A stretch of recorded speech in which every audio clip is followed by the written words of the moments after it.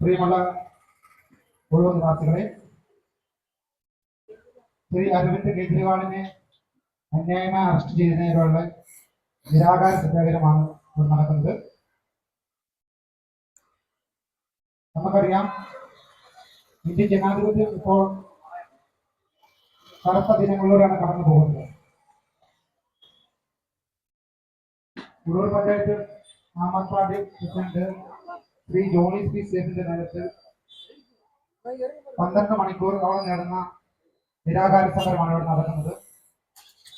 ആം ആദ്മി പാർട്ടിയുടെ പ്രവർത്തനങ്ങൾ ജനങ്ങൾക്കിടയിൽ എങ്ങനെയാണെന്ന് വളരെ മനോഹരമായി കോട്ടയം ജില്ലാ ജോയിന്റ് സെക്രട്ടറി അഡ്വക്കേറ്റ് റോണി നടപ്പള്ളി നമ്മളോട് പറഞ്ഞു തന്നു. ഇത്തരത്തിൽ ജനങ്ങൾക്ക് സേവനം മാത്രം നൽകിയിരുന്ന ഒരു പാർട്ടിയുടെ നേതാവിനെ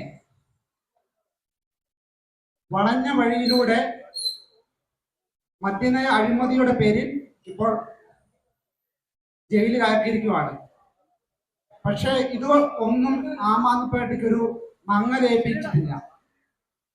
പകരം കൂടുതൽ എനർജി നൽകുകയാണ് ചെയ്തത്. നമ്മൾ ഈ അടുത്ത കാലങ്ങളിൽ കണ്ടു, ടിവിയിൽ ന്യൂസുകളിൽ നമ്മൾ ഒരിക്കലും ആം ആദ്മി പാർട്ടിയുടെ വാർത്തകൾ കേട്ടിരുന്നില്ല.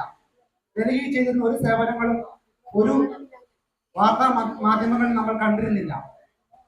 എന്നാൽ ഈ അറസ്റ്റിന് ശേഷം ഇന്ത്യയിൽ ഒരു വിപ്ലവം എന്ന രീതിയിൽ ആം ആദ്മി പാർട്ടി വളരുകയാണ്.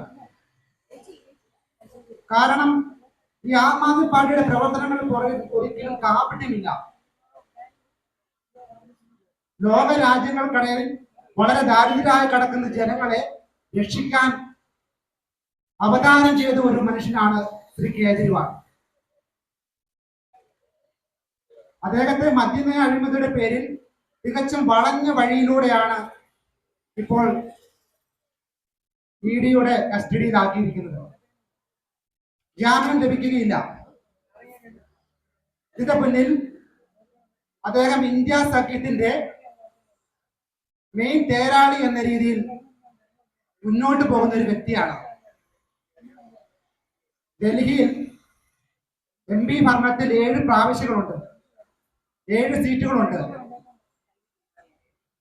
BJP ഗവൺമെന്റ് കുറച്ചു നാൾക്ക് മുമ്പ് തന്നെ അദ്ദേഹത്തിന് താക്കീത് കൊടുത്തിരുന്നു. ഡൽഹിയിൽ നിങ്ങൾ ഇന്ത്യ മഹാസഖ്യം ഉണ്ടാക്കിയാൽ ഉറപ്പായിട്ട് താങ്കളെ അറസ്റ്റ് ചെയ്യും. കാരണം ഡൽഹിയിൽ ഇപ്പോൾ സ്റ്റേറ്റ് ഭരണം ആം ആദ്മിക്കാണ്. അത് കൂടാതെ മുനിസിപ്പാലിറ്റിയുടെ ഭരണവും ഈ അടുത്ത കാലത്ത് പൂർണ്ണമായി ആം ആദ്മി പാർട്ടിക്ക് ലഭിച്ചു. ഇപ്പോൾ ഈ പാർലമെന്റ് ഇലക്ഷനോട് കഴിയുമ്പോൾ ഇന്ത്യ മഹാസഖ്യവുമായി ചേർന്ന് 7 MP-മാരെയും ആം ആദ്മി പാർട്ടിക്ക് ലഭിക്കും. അപ്പോൾ അറിയാം, ഇന്ത്യയുടെ ഹൃദയഭൂമിയാണ് ഡൽഹി.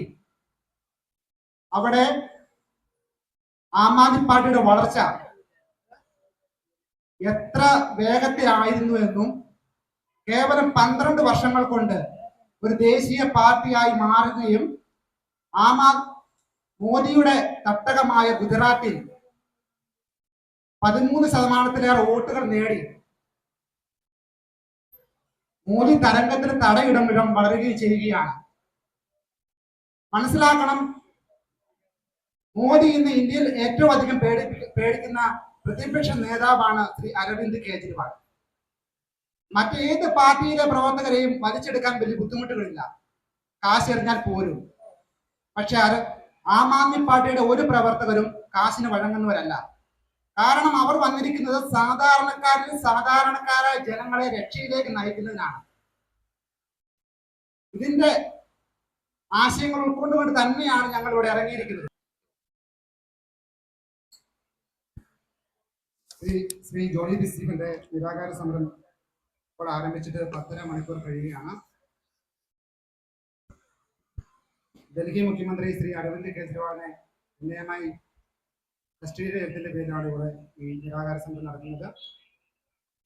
ഇതിന് ഐക്യദാർഢ്യം പ്രഖ്യാപിക്കാൻ കേരള സ്റ്റേറ്റിന്റെയും